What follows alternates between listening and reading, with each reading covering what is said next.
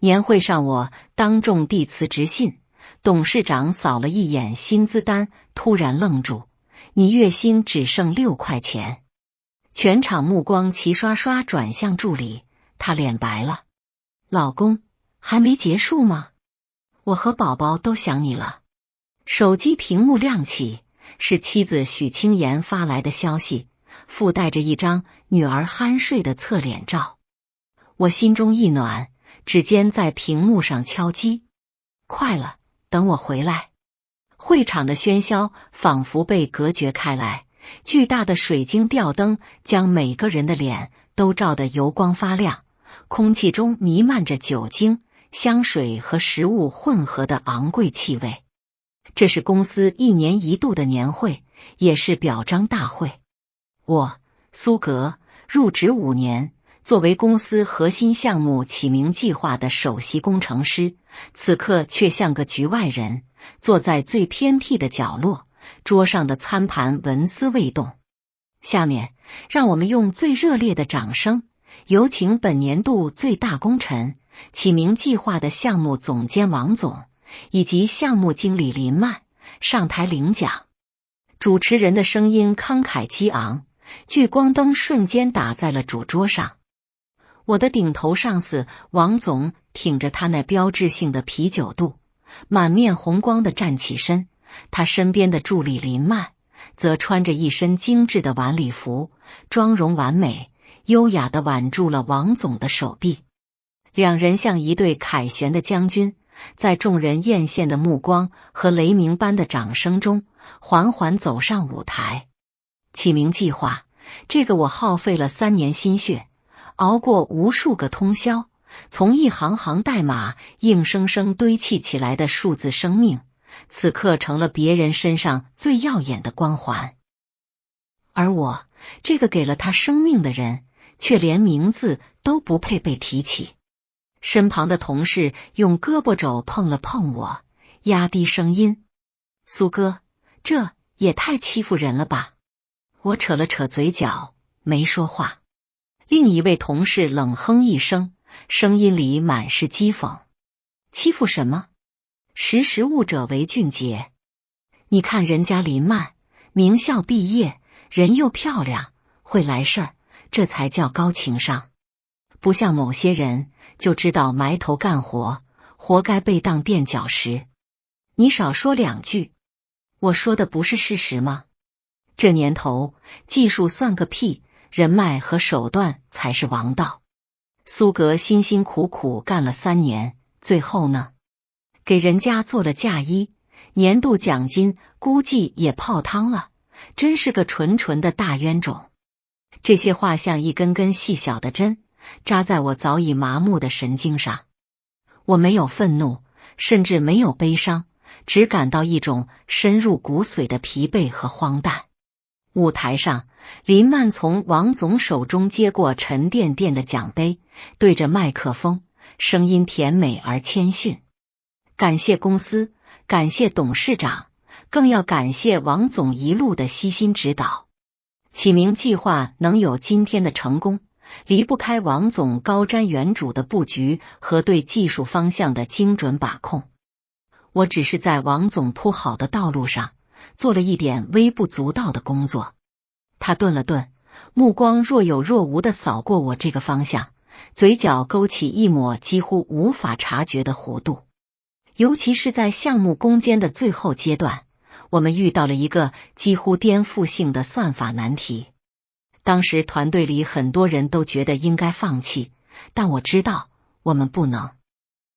在王总的支持下，我顶住压力，连续1周泡在公司，最终重构了核心算法，才让项目得以顺利上线。那一刻，我觉得所有的辛苦都值了。掌声再次响起，比之前更加热烈。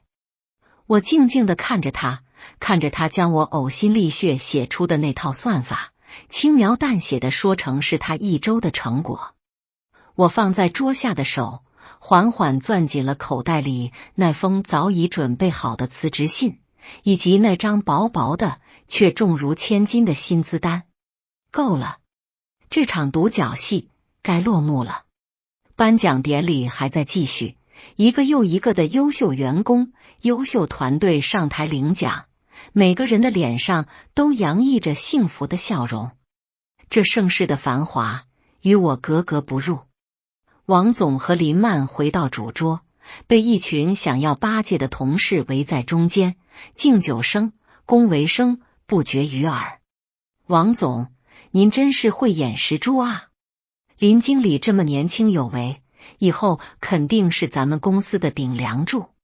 林经理才是真的 YYDS， 不但人美，能力还这么强，简直不给我们这些男同胞活路啊！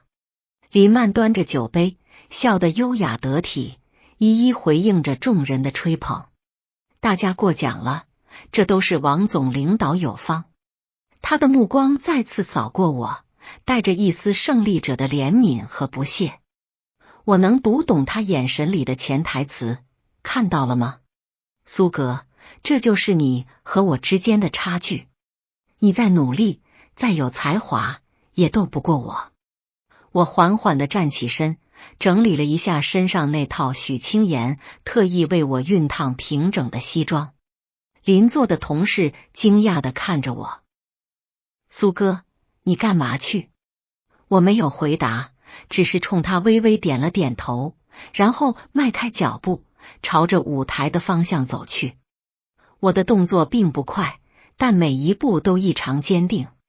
整个会场的人都注意到了我这个不合时宜的举动，音乐声渐渐小了，人们的交谈声也低了下去，无数道目光聚焦在我身上，充满了疑惑、好奇和不解。王总脸上的笑容僵住了，他皱起眉头，眼神里透出警告的意味。林曼的脸色也微微一变，但很快又恢复了镇定。他大概以为我只是想上去讨个说法，或者说几句酸话，那只会让我显得更像一个跳梁小丑。我没有理会任何人，径直走到了舞台的边缘。此时，公司的创始人，那位极少露面、传说中的秦董事长，刚刚结束了与一位重要客人的交谈，正准备上台做最后的总结陈词。2名负责安保的工作人员立刻上前拦住了我。先生，这里不能上去。我停下脚步，平静地看着他们，声音不大，却清晰地传遍了整个安静的会场。我不是来捣乱的，我只是想在离开之前，把我的辞职信亲手交给董事长。辞职信？全场哗然。在年会这样的场合，当着所有高层和全体员工的面递交辞职信，这已经不是简单的辞职了，这是最决绝、最不留情面的宣战。胡闹！王总终于坐不住了，他猛地站起来，几步冲到我面前，压低声音怒斥道：苏格，你知不知道你在做什么？有什么事不能私下说，非要在这里丢人现眼？赶紧给我下去！我看着他，眼神里没有一丝波澜。王总，我觉得这个场合很好，毕竟当初您和林助理当着全部门的面宣布由他接手启明计划的核心模块时，也是这么公开透明。王总的脸色瞬间涨成了猪肝色。你……林曼也快步走了过来，脸上带着恰到好处的关切和委屈。苏格哥，你是不是对我有什么误会？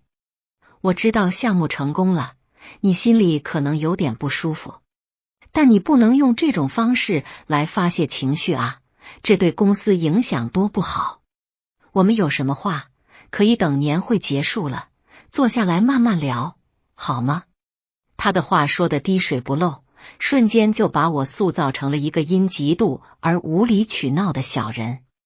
周围一些不明真相的同事开始对我指指点点，原来是争功劳啊，这人心胸也太狭隘了。就是输不起就别玩啊，搞这么一出，以后在行业里还怎么混？我没有理会这些议论，也没有看林曼那张虚伪的脸。我的目光始终锁定在已经走到舞台中央的秦董事长身上。他看起来50多岁，头发打理得一丝不苟，眼神锐利，不怒自威。他没有说话，只是静静地看着台下的这场闹剧，似乎在评估着什么。我深吸一口气，举起了手中的信封。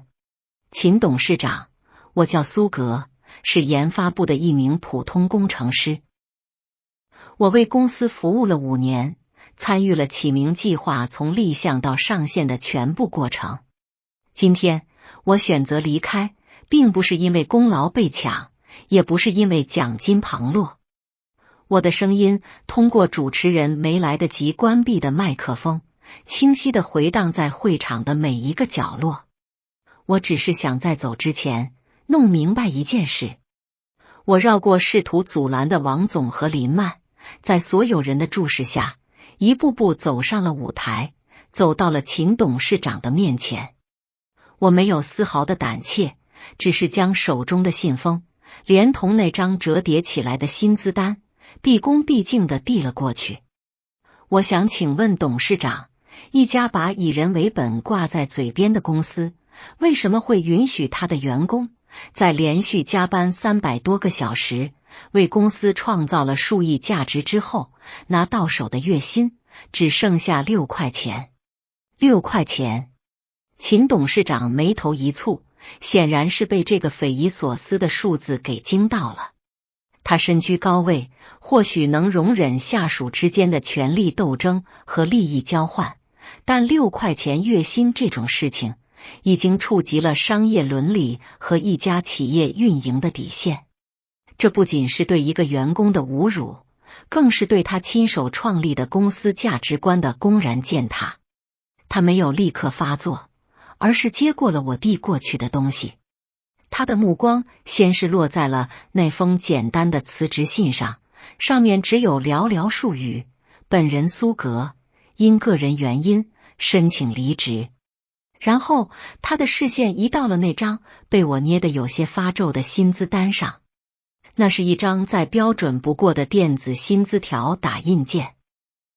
基本工资8000元，岗位津贴3000元，绩效奖金0元，应发合计11000元。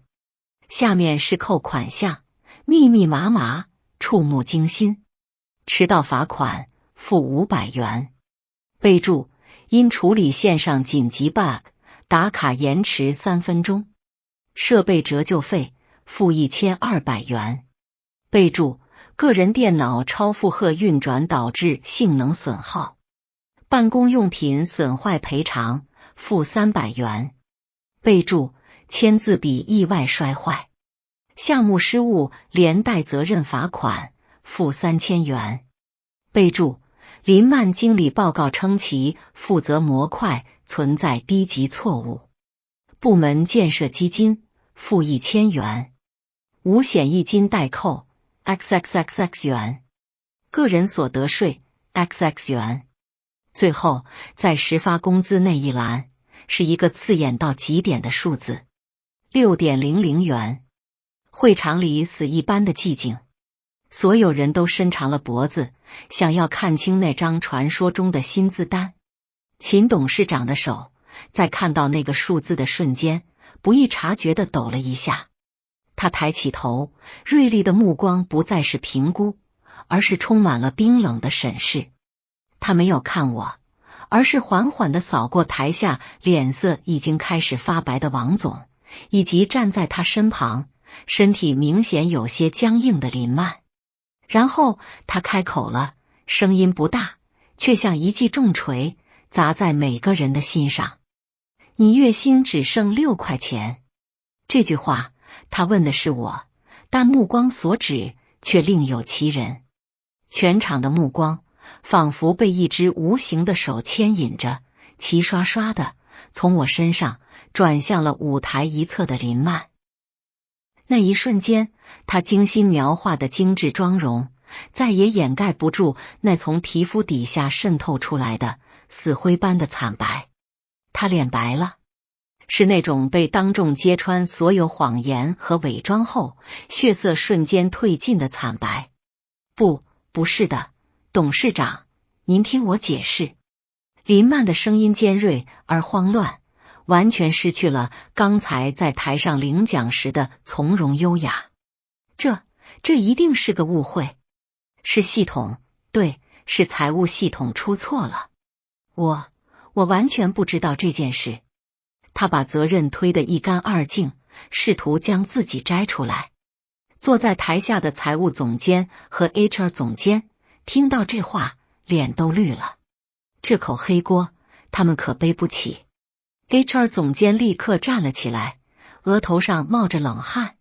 秦董，我们公司的薪酬计算系统是业内最顶尖的，运行多年，从未出过如此离谱的错误。而且所有的绩效评定和罚款项都需要由部门负责人和项目经理签字确认后才会录入系统。我们 HR 部门只是执行方。这番话直接把皮球又踢回了王总和林曼脚下。王总擦了一把冷汗，强作镇定的出来打圆场。秦董，您别动怒，这事儿确实有蹊跷。苏格是我们部门的老员工了，平时工作也还算勤恳。可能是林曼刚接手项目管理，经验不足，在绩效考核上严格了一点，加上财务那边沟通上出了点小岔子，才造成了这么个令人遗憾的结果。这绝对不是我们的本意。您放心，我们回去一定立刻调查清楚，给苏格一个满意的交代。他避重就轻，想把这件性质恶劣的职场霸凌定性为沟通失误和经验不足。如果我今天没有站出来，如果秦董事长没有在场，这件事或许真的会被他们这样不了了之。但我已经走到了这一步，就绝无后退的可能。我转向秦董事长，不卑不亢的开口：董事长，这不是第一次了。我的话让王总和林曼的脸色再次一变。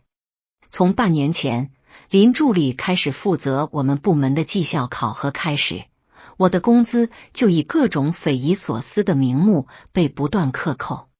第一个月说我提交的代码注释不规范，罚款500。第二个月说我开会时喝水，影响团队形象，罚款300。上个月因为我拒绝了在周末无偿加班的要求，被记为不服从管理，绩效直接清零。我每说一句，林曼的脸色就更白一分。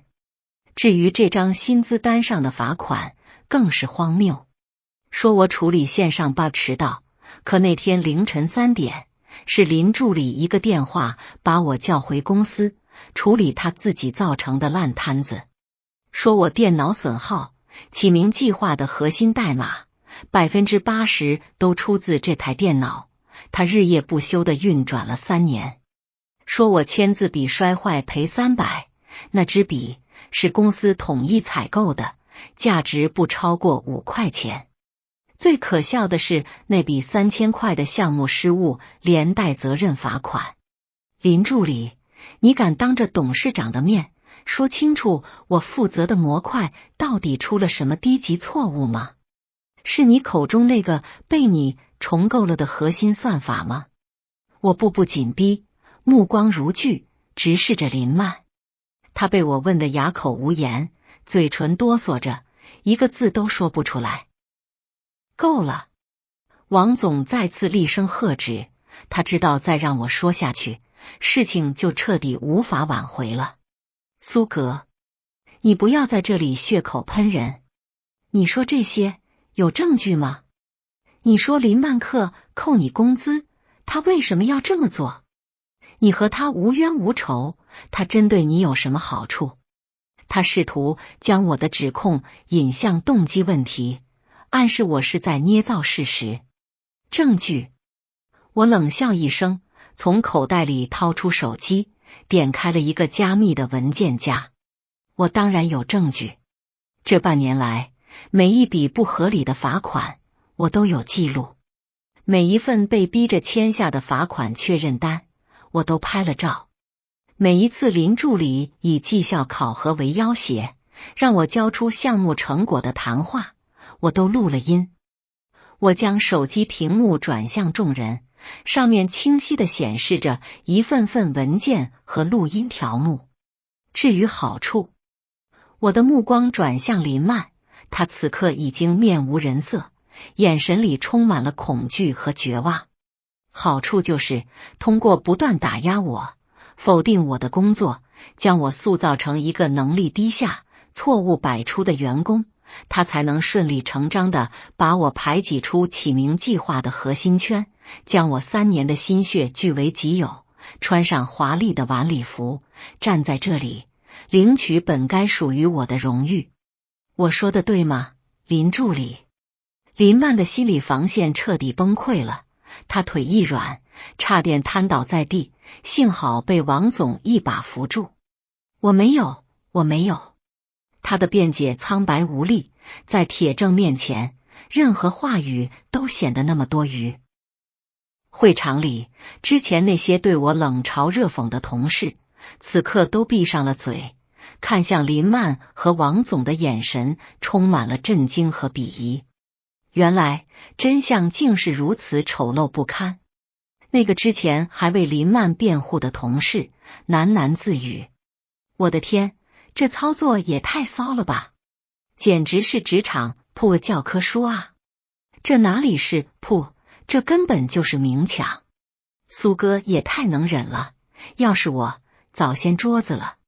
秦董事长的脸色已经阴沉的能滴出水来，他没有再看王总和林曼一眼，而是转向身边的秘书：小李，年会到此结束，立刻通知法务部、审计部、IT 部和人事部的负责人，马上到1号会议室开会。另外，把保安队叫来，从现在开始封锁研发部和财务部的所有办公区域，任何人不得进出，所有服务器数据和纸质文件全部就地封存。他的声音不大，但每一个字都带着不容置疑的威严。秘书立刻点头，拿出手机开始拨打电话。秦董事长最后看了一眼王总和林曼，眼神冰冷。王总，林助理，你们2位也一起去会议室吧。我希望你们能给我、给苏格、给全公司的员工一个合理的解释。说完，他转身对我说道，语气缓和了许多。苏格，你也一起来。今天这件事，我一定会给你一个公道。我知道，我赌对了。这场当众引爆的战争，我虽然只是一个微不足道的小兵，但却成功的将战火烧到了敌人的帅帐。1号会议室里，气氛凝重的像要结冰。长条会议桌的一头坐着面沉如水的秦董事长，他的秘书小李在他身旁，快速的在笔记本电脑上记录着什么。桌子的2侧分别是刚刚从年会上被紧急召集过来的几位部门总监，法务部的李总监、审计部的张总监、IT 部的陈总监以及人事部的刘总监。每个人都表情严肃，不敢有丝毫懈怠。而我和王总、林曼则被安排在了会议桌的另一端，像3名等待审判的犯人。王总坐立不安，不停地用纸巾擦着额头上的汗。林曼则低着头，双手死死地绞在一起，身体微微发抖。秦董事长没有急着开口，他只是将那张6块钱的薪资单放在桌子中央，让所有总监都能看到。这个无声的举动，比任何严厉的斥责都更有压迫感。终于，他打破了沉默，目光落在林曼身上。林助理，现在这里没有外人，都是公司的高管。我再给你一次机会，解释一下这张薪资单，以及苏格刚才所说的一切。记住，我要听的是事实。林曼的身体猛地一颤，她抬起头，脸上满是泪痕，声音哽咽：董事长，我错了，我是一时糊涂，鬼迷了心窍。我太想证明自己了，太想在公司站稳脚跟了。他开始打感情牌，试图用忏悔来博取同情。我刚进公司的时候，看到苏格格能力那么强，心里又羡慕又嫉妒。后来王总提拔我做项目经理，我压力真的很大。启明计划那么重要，我怕自己做不好，辜负了王总的信任。所以你就开始排挤他，打压他，抢夺他的功劳。秦董事长冷冷地打断了他。不完全是这样的。林曼急忙辩解，他知道一旦承认了抢夺功劳，性质就完全变了。苏格格他虽然技术好，但是性格太固执，不懂得变通，在项目合作上经常和大家产生矛盾。我只是想用一些比较严厉的管理手段来督促他更好地融入团队。那些罚款确实是我签的字，但我也是为了项目好，是为了让他认识到自己的问题。我没想到会扣得这么厉害，我以为财务那边会有一个上限的。他又一次把锅甩向了财务部，并且把自己包装成一个用心良苦但方法不当的管理者，甚至他还想反咬我一口，给我扣上一个不合群的帽子。真是死到临头还在耍弄心机。我没有动怒，只是平静地看着他表演。秦董事长显然也不是那么好糊弄的，他转向王总。王总，作为部门负责人，林曼做的这些事你都知道吗？王总心里咯噔一下，连忙撇清关系。秦董，我确实失察了。林曼平时工作很积极，汇报上来的也都是项目进展顺利。我以为他管理得很好，没想到他背地里，这是我的管理失职，我愿意接受公司的任何处分。他把所有责任都推到了林曼一个人身上，把自己塑造成一个被蒙蔽的好上司。林曼听到这话，难以置信地看着王总，眼神里充满了绝望和被背叛的痛苦。他大概没想到，这个曾经对他百般提携，甚至有过暧昧承诺的男人，在关键时刻会把他推出去当替罪羊。会议室里的气氛变得更加微妙起来。是吗？我冷冷地开口，打破了王总的独白。所有人的目光都转向我。我看着王总，一字一句地说道：王总，您真的对林助理的行为一无所知吗？那么请问，启明计划最终版的项目报告上面为什么会有您的亲笔签名？报告里明确写着，核心算法由林曼独立重构完成，项目所有重大技术突破均在他的主导下实现。这份报告，您敢说您没看过吗？王总的脸色瞬间变得煞白。那是我相信林曼的汇报，没有仔细核实。没有核实。我笑了，笑意里充满了冰冷的嘲讽。一个关乎公司未来战略的核心项目，您作为总负责人，看都不看就签字了。这种话，您觉得董事长会信吗？我没有给他喘息的机会，继续抛出重磅炸弹。陈总监，我转向 IT 部的负责人，我想申请调取启明计划项目服务器的全部操作日志，特别是从今年3月到5月关于核心代码库的访问、修改和提交记录。IT 部的陈总监愣了一下，随即看向秦董事长。秦董事长点了点头。陈总，按他说的做，马上。是，秦董。陈总监立刻打开他面前的笔记本电脑，手指在键盘上飞快地敲击起来。林曼的脸色已经不能用惨白来形容了，那是一种死灰般的颜色。他知道那是他无论如何也无法伪造的铁证。我继续说道：董事长，各位总监，起名计划的核心算法是我历时1年半独立编写完成的，最终的稳定版本是在5月10号凌晨3点27分，由我的个人账户从 IP 地址为 XXX 的终端提交到服务器的。这一点，服务器日志可以证明。而林助理，我的目光转向他，在那段时间，他的账户操作记录应该大部分都停留在访问项目的需求文档和 UI 设计稿上。我敢断言，他没有对核心代码库进行过任何一次有实质意义的修改。他所谓的重构，不过是把我提交的代码复制粘贴，换成他的名字，再重新提交一次而已。这种低级的伎俩，在操作日志面前将无所遁形。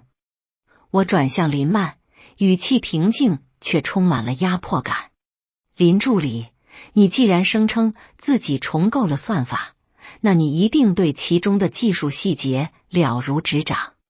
不如现在，你就在这里给董事长和各位总监简单讲一讲，你是如何解决多维数据非线性回归这个关键难题的。你用的是哪一种神经网络模型？它的损失函数又是如何设计的？我每问一个问题，林曼的身体就瑟缩一下。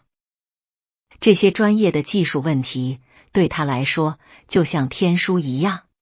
他张着嘴，喉咙里发出呵呵的声音，却一个字也吐不出来。他完了。在绝对的技术壁垒面前，他所有的谎言和伪装都脆弱得不堪一击。林曼支吾了半天，最终把求助的目光投向了王总。然而王总此刻也是泥菩萨过江，自身难保。他眼神躲闪，根本不敢和林曼对视。看到王总这副模样，林曼眼中最后一点希冀的光也熄灭了。他忽然像疯了一样，指着我尖叫起来：你凭什么这么说？你这是污蔑！苏格，你就是嫉妒我。你嫉妒我比你年轻，嫉妒我比你更得领导赏识。你就是个心胸狭窄的小人。他开始进行毫无逻辑的人身攻击，试图搅浑水。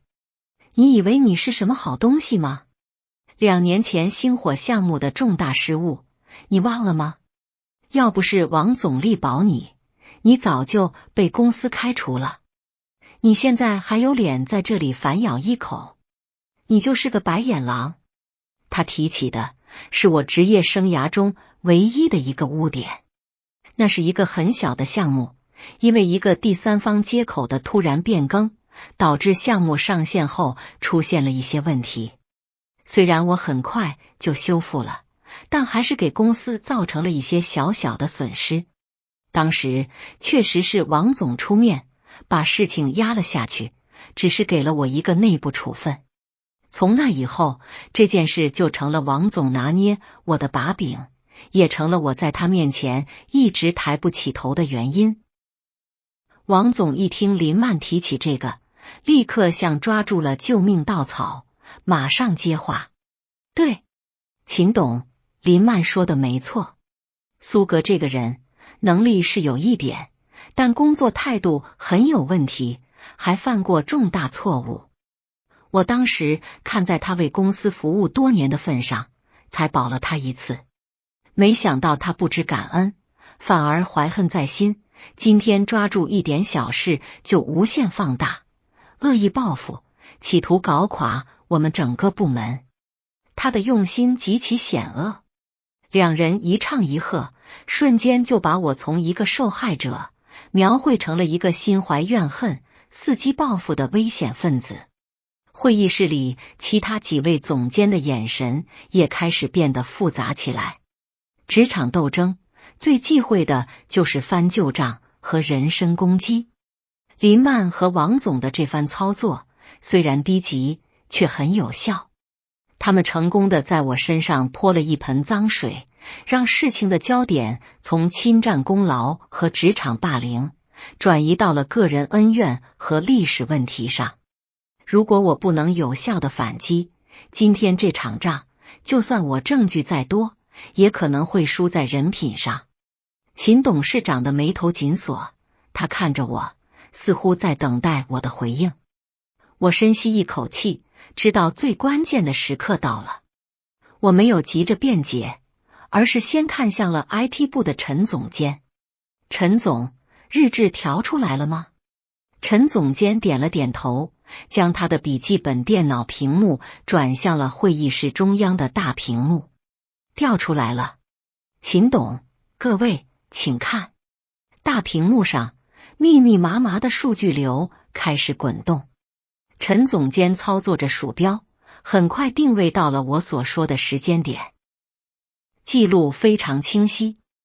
5月10号凌晨3点27分，账户苏格通过 IP 地址向启明计划核心代码库提交了版本号为 V3.0 的最终更新，文件大小为 5.7 兆。他接着又调出了林曼的记录。同一天上午9点05分，账户林曼从公司内部网络提交了版本号为 V3.1 的更新。我们做了文件比对， V3.1 版本与 V3.0 版本代码相似度为 99.8%。 唯一的不同是在代码的注释和作者信息部分，苏格被全部替换为了林曼。陈总监的声音平静而客观，但每一个字都像一记响亮的耳光，狠狠地抽在林曼和王总的脸上。真相大白，所谓的重构就是一次赤裸裸的剽窃。会议室里一片死寂，只能听到林曼粗重的喘息声。秦董事长的目光像刀子一样刮在王总的脸上。王总，这就是你说的，你相信的汇报？这就是你口中那个工作态度有问题的员工和那个年轻有为的项目经理？王总汗如雨下，嘴唇哆嗦着，一句话也说不出来。到了这个时候，任何辩解都是徒劳。我没有乘胜追击，而是平静地提起了林曼刚才攻击我的那件事。董事长，关于2年前的星火项目，我承认我负有责任。但王总和林助理只说了其一，没有说其二。我转向王总，目光灼灼。王总，您还记得吗？那个项目的第三方接口是您绕过正常的技术评审流程指定要用的。因为那家接口供应商的老板是您的小舅子。王总的身体猛地一震，像被电击了一样。你胡说八道。我胡说。我冷笑。当时您告诉我，这是公司的战略合作，让我必须执行。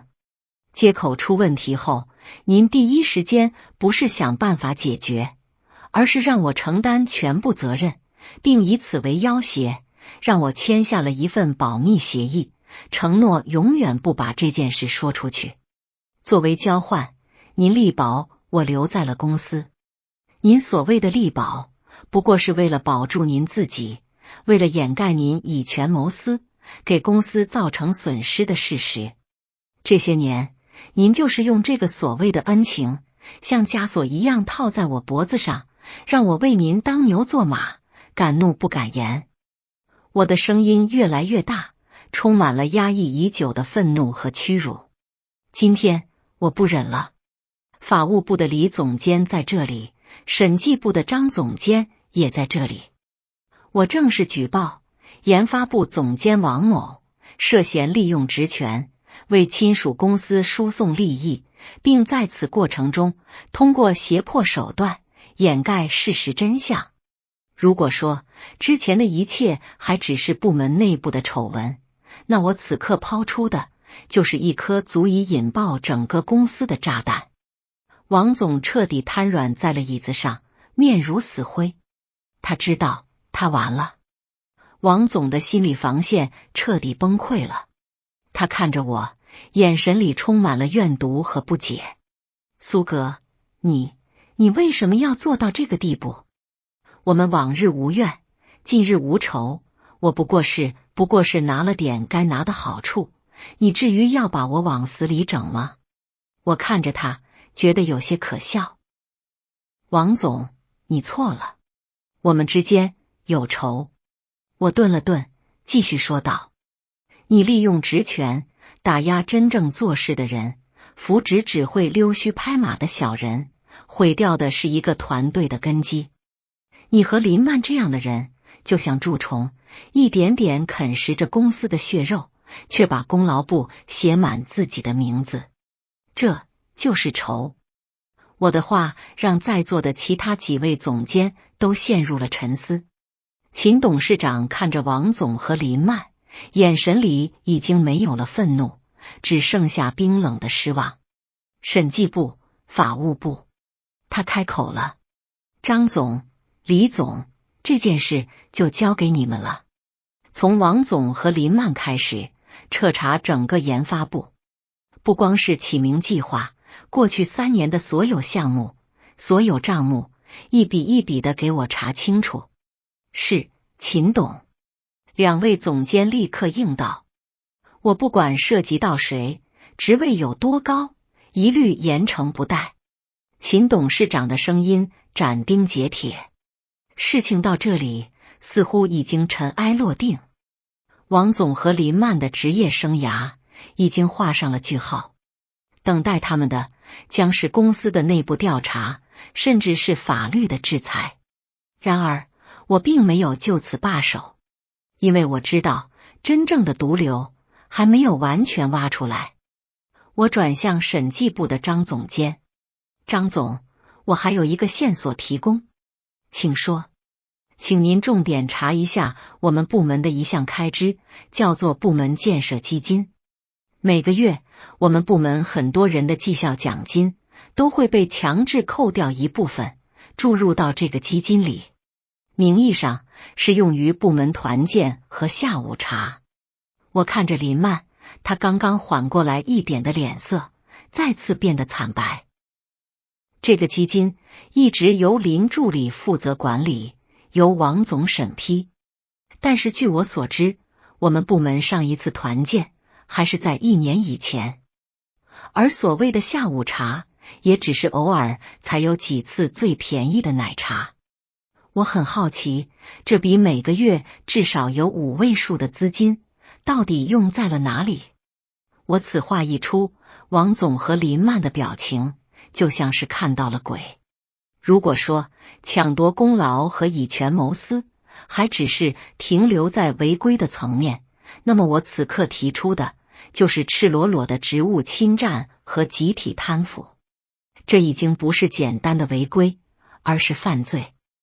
我没有直接的证据，但我知道这一定是他们的死穴，因为我曾经无意中看到过林曼用部门基金的账户支付了一笔奢侈品店的账单。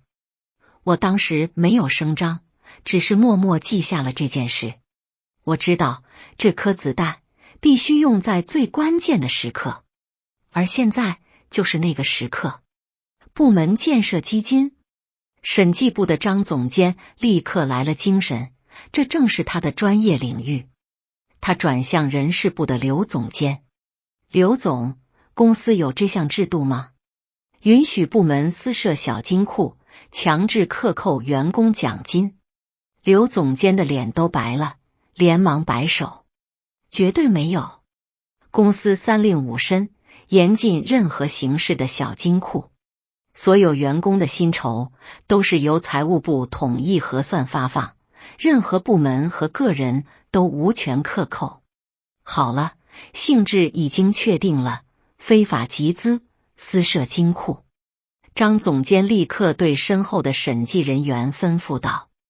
马上联系财务部，冻结研发部所有对公和关联账户，特别是这个所谓的部门建设基金账户，调取该账户从设立以来的所有银行流水，一笔都不能漏。是，林曼彻底瘫了。他知道银行流水是做不了价的，那些他用来购买名牌包包、高档化妆品，甚至和王总一起外出考察时住的5星级酒店的消费记录，都会被一笔一笔的翻出来。他完了，这一次是彻底的、无可挽回的完了。他忽然发疯似的扑向王总，又抓又打。王志强，都是你害我的。你说这个基金很安全，你说没人会查，你让我帮你买手表，给你老婆买项链，现在出事了，你把所有责任都推给我，我跟你拼了。王总被他抓得满脸是血，狼狈不堪。你这个疯女人，放开我！是你自己贪心不足，关我什么事？两人斯文扫地，像泼皮无赖一样在会议室里扭打成一团，丑态百出。保安及时冲了进来，将两人分开。秦董事长冷眼看着这一切，脸上没有丝毫的同情。他挥了挥手，把他们带下去，交给审计部和法务部处理。在事情调查清楚之前，暂停他们的一切职务，限制他们离开本市。是。王总和林曼像两条死狗一样被拖了出去。会议室里终于恢复了安静。秦董事长地舒了一口气，仿佛甩掉了一个沉重的包袱。他看向我，眼神复杂，有欣赏，有歉意，也有一丝不易察觉的忌惮。苏格，今天让你受委屈了，我代表公司向你道歉。我站起身，微微鞠了一躬。董事长，我接受您的道歉，但我还是坚持辞去我的职务。秦董事长愣住了。为什么？王总和林曼已经被处理了，你的冤屈，公司也一定会给你补偿。你现在是启明计划最大的功臣，公司需要你。我摇了摇头，这不是一两个人的问题，是环境的问题。今天我把他们拉下马，明天可能还会有李总、张总。只要这片土壤还在，蛀虫就永远杀不完。我累了，不想再斗了。我说的是真心话。这场胜利看似辉煌，却耗尽了我所有的心力。我只想回到我的小家，回到妻子和女儿的身边。秦董事长沉默了，他知道我说的是事实。一个公司的企业文化出了问题，不是抓掉一两个蛀虫就能解决的。他看着我，良久才缓缓开口。我明白，但是我还是希望你能再考虑一下，给我也给公司一个机会。我向你保证，从今天起，我会亲自负责，对公司进行一次从上到下的彻底整顿。我需要你这样有能力、有原则的人留下来帮我。他的语气非常诚恳，但我只是摇了摇头，去意已决。走出公司大门的时候，已经是深夜。城市的霓虹在身后闪烁，年会上的喧嚣早已散尽，只剩下无边的寂静和微凉的夜风。我掏出手机，屏幕上是许清言在几个小时前发来的几十条未读消息。老公，怎么还没消息？是不是出什么事了？我看到同事群里有人在传，说你在年会上闹起来了。你没事吧？苏格，你快回我电话，我好担心。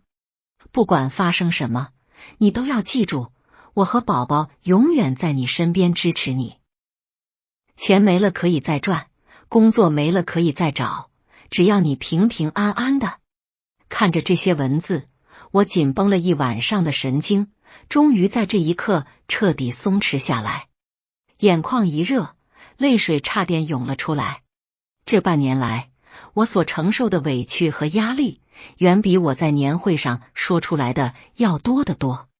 林曼的刁难，王总的打压，同事的冷眼和嘲笑，我每天都像在刀尖上行走。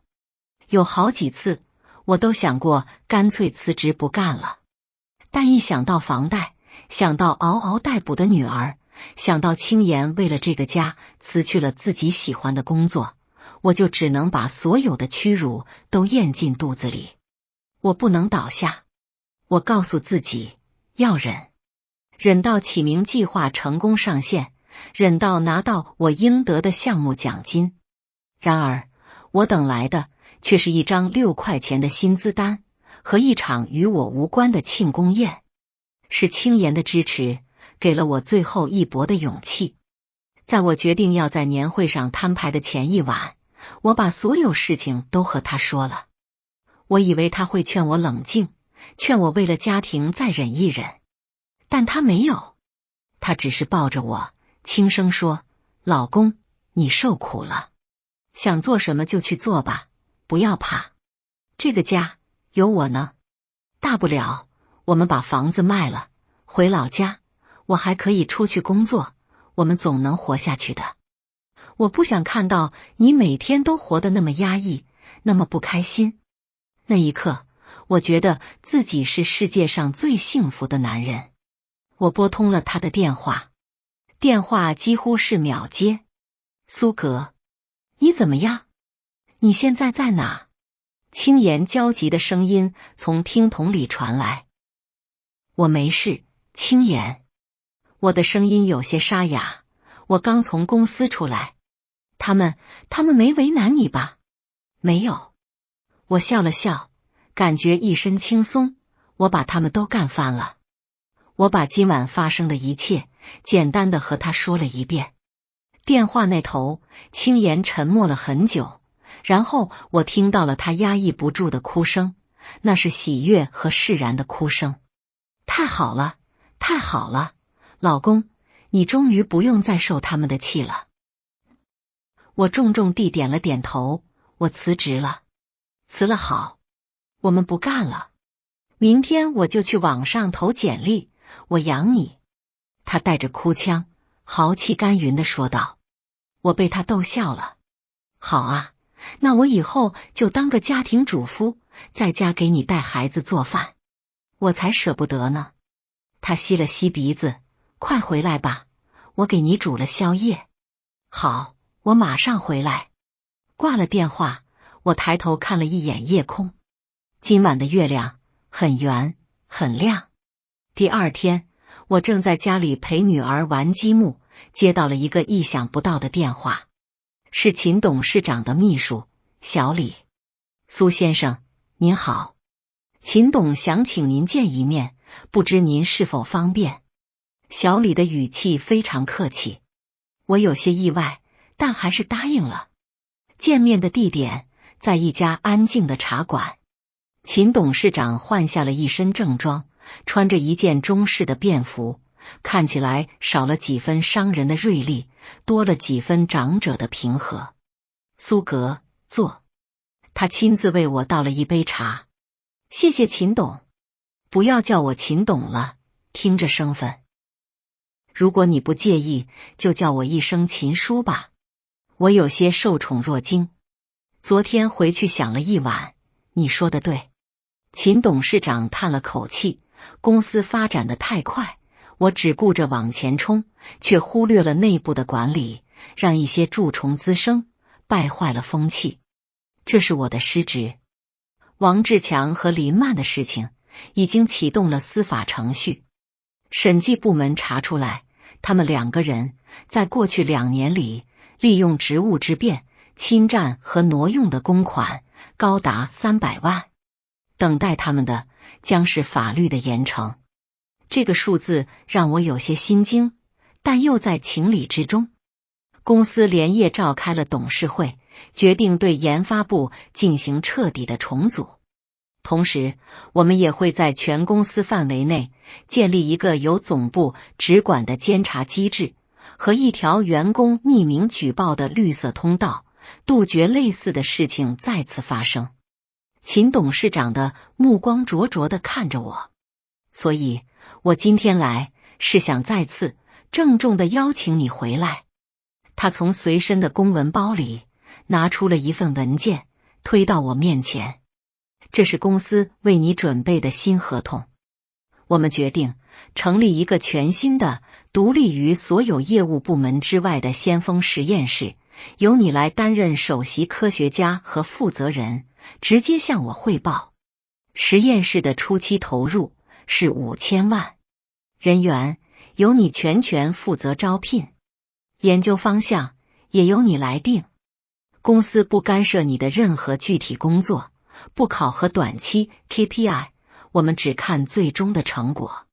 至于你的薪酬，他顿了顿，年薪300万，另加项目分红和股权激励。你过去半年被克扣的所有工资和奖金，公司会双倍补偿给你。另外，公司会赠予你一套市中心300平的房子，作为对你为启明计划做出卓越贡献的奖励。这个条件可以说是优厚到了极点，任何一个打工人在这样的待遇面前恐怕都无法拒绝。秦董事长这是拿出了最大的诚意来挽留我。他不仅仅是想留住一个技术人才，更是想通过我向全公司传递一个信号：这家公司从今以后要变天了。真正有能力、有贡献的人会得到前所未有的尊重和回报。我看着那份合同，陷入了沉思。我没有立刻答应。经历了这么多，我已经不再是那个只知道埋头苦干的技术宅了。我看着秦董事长，问出了一个埋藏在心底很久的问题：秦叔，我想知道您为什么会把启明计划交给王志强这样的人来负责？这是一个很尖锐的问题，近乎于在质问他的用人失察。秦董事长并没有回避，他苦笑了一下，因为他是公司的元老。公司草创初期，他跟着我一起打拼，立下过汗马功劳。这些年，他的技术能力虽然跟不上了，但没有功劳也有苦劳。把他放在研发部总监这个位置上，一方面是念旧情，另一方面也是为了安抚公司里的一批老臣子。我以为给他配上你这样能干的技术骨干，就能高枕无忧。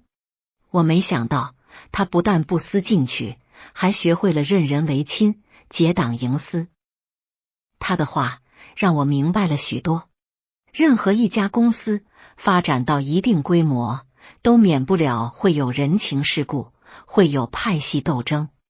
秦董事长不是不知道，他只是在维持一种微妙的平衡。而我昨晚的行为彻底打破了这种平衡，也让他下定了决心要刮骨疗毒。我沉默了片刻，然后缓缓开口：秦叔，感谢您的厚爱。这个 offer 对我来说确实无法抗拒，但是在接受之前，我还有一个秘密要告诉您。这个秘密关系到启明计划，甚至整个公司的生死存亡。秦董事长的脸色瞬间变得严肃起来。你说，启明计划的系统有一个后门？我的话像一颗炸雷，在秦董事长耳边响起。后门？是的，一个我亲手留下的，只有我一个人知道的后门，或者说是一个逻辑炸弹。我解释道，在项目的最后阶段，我被林曼和王志强排挤，无法再接触到核心代码。但我当时已经预感到，他们可能会把我的成果据为己有，甚至出卖给竞争对手。所以，在我提交最后一版代码的时候，我悄悄地植入了一个触发机制。这个机制非常隐蔽，它不会影响系统的正常运行。但是如果有人试图在没有获得我授权的情况下复制、迁移或者反编译核心代码，这个机制就会被触发。它会在72小时内逐步不可逆地污染整个数据库，最终导致系统彻底瘫痪。秦董事长的手端着茶杯停在了半空中，他的额头上渗出了一层细密的汗珠。他比任何人都清楚启明计划对于公司的意义，那不仅是一个项目，更是公司未来10年的核心竞争力所在。如果系统瘫痪，数据被毁，那损失将是灾难性的，甚至是毁灭性的。他看着我，眼神里充满了震惊、后怕和一丝难以言喻的复杂情绪。他大概在想，眼前这个看起来文质彬彬的年轻人，内心深处竟然藏着如此决绝和刚烈的一面。这一手既是自保，也是同归于尽的威慑。你为什么要这么做？秦董事长的声音有些干涩。为了保护我自己的孩子，我平静地回答。启明计划就像我的孩子，我不能眼睁睁地看着他被偷走、被玷污，甚至被卖掉。如果我保不住他，那我宁可亲手毁了他。我的话让秦董事长陷入了长久的沉默。他终于明白，我昨晚在年会上那看似冲动的行为背后是怎样深沉的绝望和周密的计算。我不是在赌，我是在用我最后也是最致命的底牌来换取一个公正。那现在这个后门，秦董事长紧张地问。他还没有被触发，我说道，因为王志强和林曼还没来得及把代码转移出去。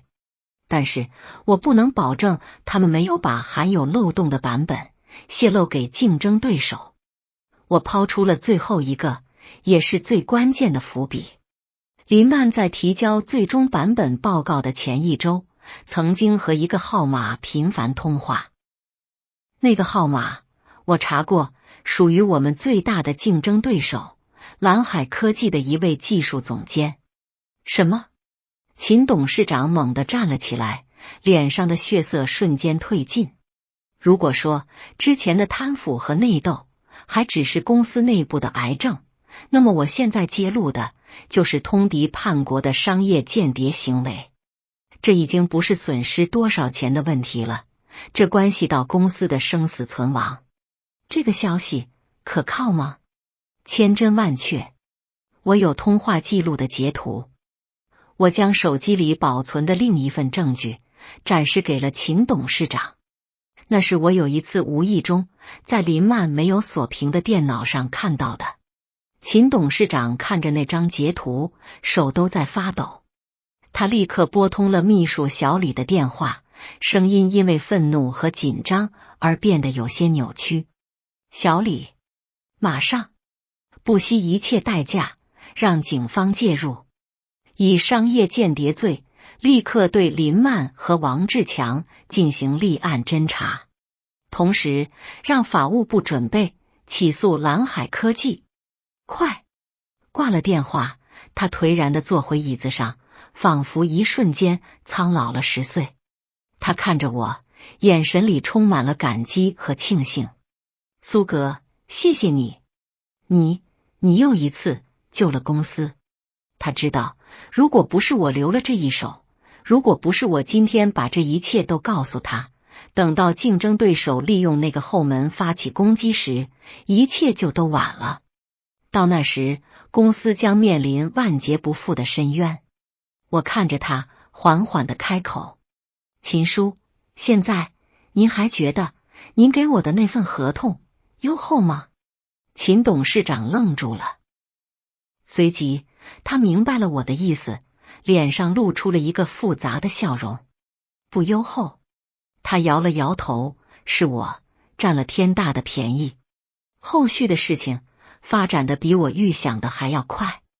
在确凿的证据面前，林曼的心理防线彻底崩溃，交代了他和王志强企图将启明计划的核心代码以2000万的价格卖给蓝海科技的全部犯罪事实。原来他们早就计划好，在年会之后就利用假期进行代码交接，然后双双辞职，远走高飞。我的突然发难打乱了他们的全盘计划。最终，王志强和林曼因职务侵占罪、商业受贿罪和侵犯商业秘密罪，数罪并罚，被判处有期徒刑15年。蓝海科技也因为这起商业间谍丑闻，声誉扫地，股价暴跌。那位与林曼接头的技术总监也被开除并接受调查。公司内部经历了一场前所未有的大地震。秦董事长以雷霆手段清洗了公司内部一大批和王志强有牵连的老臣子，提拔了一批像我一样有能力、有担当的年轻骨干。公司的风气焕然一新，而我最终还是接受了秦董事长的邀请。我没有办法拒绝，因为秦董事长对我说：“苏格，留下来不是为了我，也不是为了钱，是为了你自己，为了你心中那团还没有熄灭的火。我把这个先锋实验室交给你，就是想让你证明一件事，在这个世界上，踏踏实实做事的人最终不会被亏待。”这句话打动了我，我撤回了我的辞职信，并亲手拆除了启明计划里的那个逻辑炸弹。公司也兑现了他所有的承诺，双倍的补偿金打到了我的账上。那笔钱，我第一时间还清了房贷。市中心那套300平的大平层，房产证上写的是我和许青岩2个人的名字。搬家那天，青岩抱着我，哭得像个孩子。老公，我们是不是在做梦？我笑着吻去他的眼泪。不是梦，青岩，这是我们应得的。公司为我举办了一场盛大的表彰会，这一次聚光灯下只有我一个人。秦董事长亲自为我颁发了首席科学家的聘书和一把象征着先锋实验室最高权限的钥匙。台下坐着我新招募的团队成员，其中就有那位曾经在年会上为我仗义直言，后来在王志强倒台后被我从边缘部门挖过来的同事。我看着台下一张张年轻而充满朝气的脸，仿佛看到了多年前的自己。我对着麦克风只说了一句话：从今天起，在这里只凭能力说话。台下掌声雷动。半年后，先锋实验室里一片忙碌的景象。我带领着我的团队，正在攻克一个比启明计划更具颠覆性的新项目——夸父计划。在这里，没有办公室政治，没有论资排辈，没有无意义的内耗。我们建立了一套完全透明、公正的绩效评估系统，每一个人的贡献都会被量化、被看见、被尊重。每个季度，我都会自掏腰包评选一个卷王之王，奖励10万元现金。团队的氛围前所未有的好。这天下午，发薪日，我的手机收到了一条银行短信。我点开看了一眼，是一长串的数字，税后7位数。我笑了笑，截了个图，把后面的0都涂掉了，只留下了最前面的2位数。然后我把这张图发给了许青岩，附上了一句话：老婆，这个月的工资到了。青岩几乎是秒回，发来一个愤怒的表情包。苏格，你又骗我，你是不是又只发了几十块钱？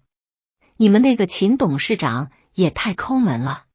不行，老娘明天就杀到你们公司去，找他理论理论。我看着手机，笑的眼泪都快出来了。我能想象到他在那边气鼓鼓的样子，一定可爱极了。我没有再逗他，而是把完整的截图发了过去。过了好几秒，他才回过来一条消息，是4个感叹号，紧接着又是一条：老公，你是不是把公司的服务器给黑了？我回道，这是你老公我凭本事赚的。过了一会儿，他的电话打了过来，声音里带着一丝不易察觉的哭腔。苏格，我今天去逛街，看到一个包，好漂亮，可是要6万块，我没舍得买。买？我毫不犹豫地说，买10个，各种颜色都来一个。讨厌，谁要10个啊？他在那边笑了，1个就够了。那就再加1块表，配你的包。不要，我有你就够了。他的声音温柔的像水。我也是。挂了电话，我走到实验室的落地窗前，窗外是这座城市的黄昏，夕阳的余晖将天空染成一片温暖的金色，车水马龙，人间烟火。我拿起手机，给青岩发了最后一条消息。这次不止6块了，我的人生也一样。是的，不止6块钱，是尊严，是公正，是靠自己双手赢回来的一个光明灿烂的未来。